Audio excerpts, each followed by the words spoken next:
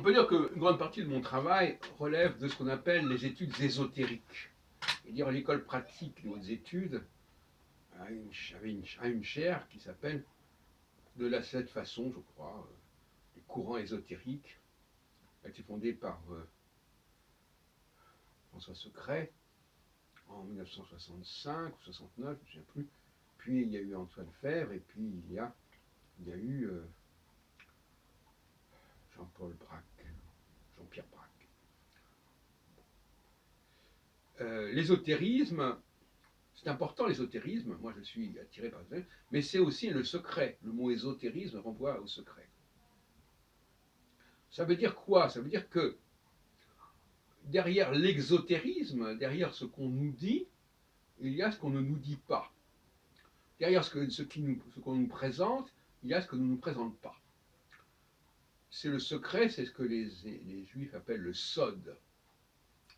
Et eux, il y a toujours plusieurs niveaux de lecture.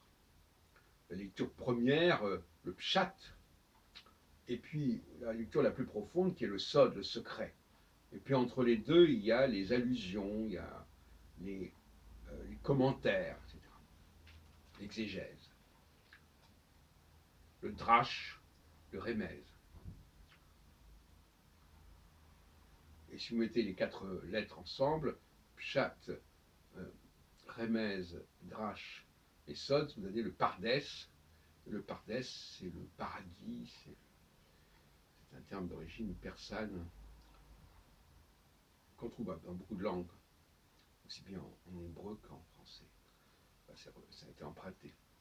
Donc, je le disais l'autre jour, l'étape de la loi, il y a ce qu'on nous en parle, ce qu'on nous en dit, et puis les vraies étapes de la loi, qui sont de l'ordre du secret, de l'ésotérisme, et non pas de l'exotérisme. Et souvent, ce qu'on nous en donne n'a pas une grande valeur. Ce sont des platitudes, souvent. Et souvent, on nous sert des choses qui ne sont pas encore prêtes. Et donc, quand les choses ne sont pas prêtes, on vous donne un peu n'importe quoi. C'est ce qui s'est passé avec Moïse et Jésus. C'est un peu du grand n'importe quoi, les révélations de l'un et de l'autre.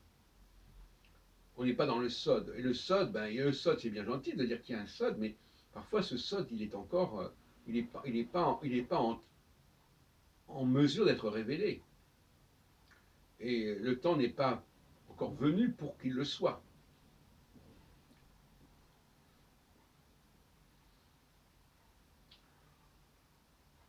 Il y a un temps de la révélation du sod, de la révélation du secret. Et il y a les faux prophètes, si on peut dire, qui nous parlent d'une révélation qui n'en est pas une, et d'un secret qui n'en est pas un. On n'est pas dans la transcendance. Le secret, c'est la transcendance. C'est quelque chose d'inaccessible, difficilement accessible. C'est un peu comme une aiguille dans une meule de foin. Il faut être très très inspiré, très guidé pour trouver cette aiguille dans un fatras de choses. C'est ça le problème du sod. C'est la pierre philosophale pour les alchimistes, si on veut. C'est en astrologie, et Dieu sait si l'astrologie n'a pas encore trouvé son sod, c'est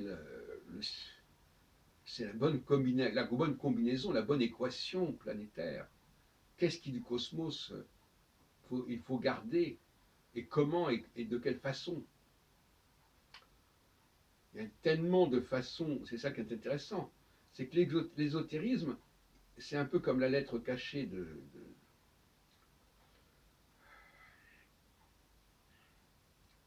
Poe. C'est là, mais il faut le regarder, il faut le voir. C'est un kaléidoscope, il faut savoir à quel moment arrêter sur image et dire ah oui, ça doit être ça. Parce que, en fin de compte, soit c'est caché, soit c'est exposé, mais c'est tellement noyé dans un tas de facteurs que c'est comme si c'était caché finalement.